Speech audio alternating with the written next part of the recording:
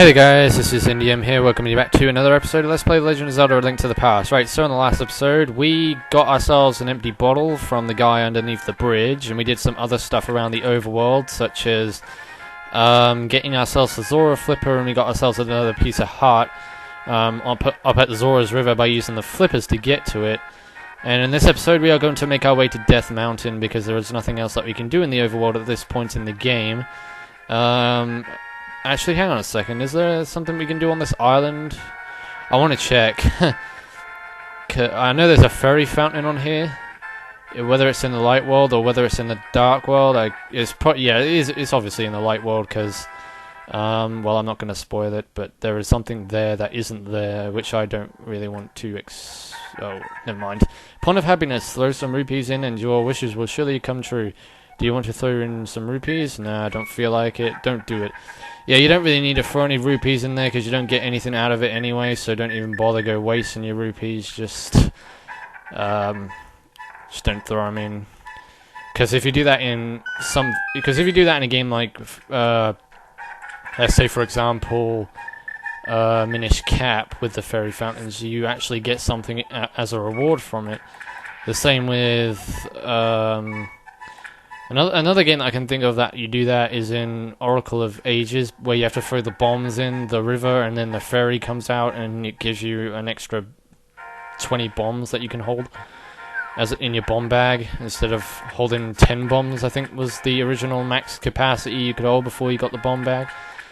Well, anyway, we're going to head over to Death Mountain. You can't get that heart piece yet, that's on that island. You can only get that once you've entered the Dark World. So don't worry about that.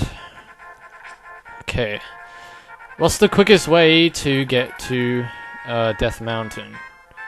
Well, we're definitely not cutting through Kakariko. Well, if that's my only option, then that's my only option. Okay. Get away from me, you stupid knights. Stop throwing bombs and projectiles at me, just leave me alone. Let me be. I've done nothing wrong. I'm innocent in all this. I'm just a kid who's trying to find his way through life without being raped up the arse by swords, having spears thrown into me, and bombs thrown at me, watching my limbs fly all over the place. Imagine that. Imagine if that was in a Zelda game, that when you got blown up by a bomb, your leg just blew off. The Legend of Zelda Call of Duty version. Ah, that would suck. Alright, so let's lift up this rock. Now that we can, because we got ourselves the power gloves. The power gloves. Oh wow, this place is dark, huh? And there's no torches in here either that we can light up so we can see where we're going more clearly. The only thing we have is this little crappy flashlight. That's so damn tiny. And if you have your lantern open, it doesn't make a difference either, so don't bother with the lantern. Oh wait, what the hell's this old guy doing all the way out here in this ominous-looking cave? I don't know who you are, but if you are going to go up to the oh wait, he didn't actually reference it as Death Mountain. If you're going to go up the mountain, will you take me with you? So I lost my lamp, so. Well, my lamp isn't really very effective. Well, it kind of is. I can see where I'm going, but it would be better if I could illuminate the whole place. Yeah. Watch your step. There are holes in the ground. Could you turn right here? Young man, are you also going to the mountain to look for the golden power? Just ahead is a mountain full of monsters. Many people have vanished in this mountain while looking for the golden power. I don't want to steer you in the wrong direction, so please don't get too involved in such a mad quest. Don't worry, dude. I'm already involved.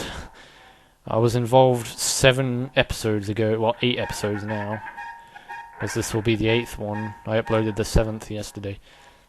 Right, I think we're almost out of here now. Turn right here. You know I have a granddaughter who is your age. What? Why did you have to point that out? Seriously? Okay. The king took her to the castle and she never returned. Kidnapping those maidens must be part of the wizard's plot. I'm sure he is trying to somehow use the power of the descendants of the wise men. So wait, you're Zelda's grandpa? Was that who you was talking about? With the maidens and that? Like you said that a maiden got kidnapped and was being held hostage in Hyrule Castle, I think that's what you said. So obviously this guy is a descendant of Zelda, and damn it, those things, get out of my way. The missing maidens are still alive somewhere. I believe that a hero will rescue them. I wait for that day. These are dangerous times. I talk too much. Anyway, thank you for your kindness to an old man like me. I wanted to give you this. If you wander into a magical transporter, gaze into this mirror. Ooh, mirror, mirror on the wall. Who's the bravest of them all? He gave you the magic mirror. This mirror is blue, clear, and beautiful. You feel like it is going to absorb you into another world. Wow, that is very elegant, isn't it?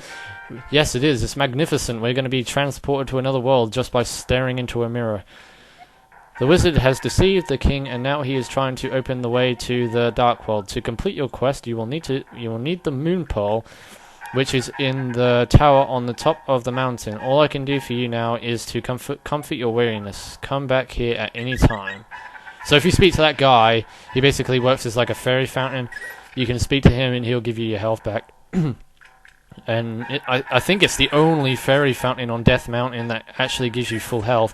Of course you get the odd fairy fountain where you can catch fairies, but it's different when you find a great fairy, because a great fairy can give you your full health back, whereas only like a minor fairy can revive you and give you health back too, but it doesn't give you a significant amount like a great fairy would. Where's this cave going to take us now? Alright, I think it was actually pointless in going through there, but oh well, doesn't matter. Alright, there's also another heart piece we can get on Death Mountain as well. We're just going to have to jump off the cliff once we get to it. This took me a while to figure out, actually. I had to look up online how to do this, but you have to jump off at the right spot to land on this part right here. Because that one right there on the left-hand side, that ledge on the left-hand side is very easy to land on, whereas the right-hand one isn't. So you want to try and land on the right-hand one, then you get yourself the heart piece, because the hardest trial always rewards you with great things, I guess. So we go, we got ourselves another piece of heart. You found a piece of heart, yay. And we got another 3 more to get. And this is the fairy fountain that I'm talking about. This is like the only fairy fountain in Death Mountain that there is.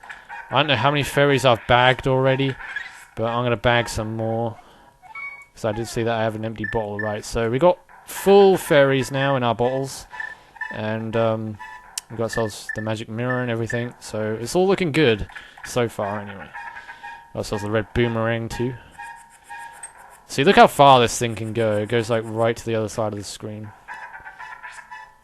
So that boomerang is going to come into a lot of use when we revisit Hyrule Castle, because that's probably the item I'll use the most. Just stun all those knights, because I'm telling you, those enemies in that castle are pretty tough. Not gonna lie. Wow, I hate fighting at a diagonal angle, dude. Because like the pathway of this cave is in a diagonal angle, so it's hard for me to swing my sword at those Moldorms. Oh well, doesn't matter. I would go speak to the old guy, but I'm not going to bother because there's another heart piece we can get as well, believe it or not.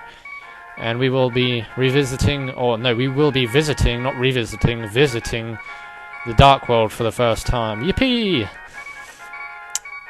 But the problem is that we don't have the Moon's Pearl that this old guy was talking about, so the Dark World is going to take a very weird effect on us, and you will see that Link will change his physical appearance to a bunny. I'm Bugs Bunny. Alright, so now how you get out of the Dark World is you have to use the magic mirror. And this is how you'll transverse from the Dark World to the Light World, to the Light World to the Dark World. And I pressed the wrong button, damn it. No, don't go on your map. There we go. I'm hunting rabbits. You found a piece of heart. So now we got ourselves another one. And that's 2. I do need some health, holy crap.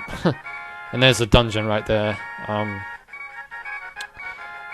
Right, there's nothing over here, that's just a gravestone that we'll have to examine later on in the game.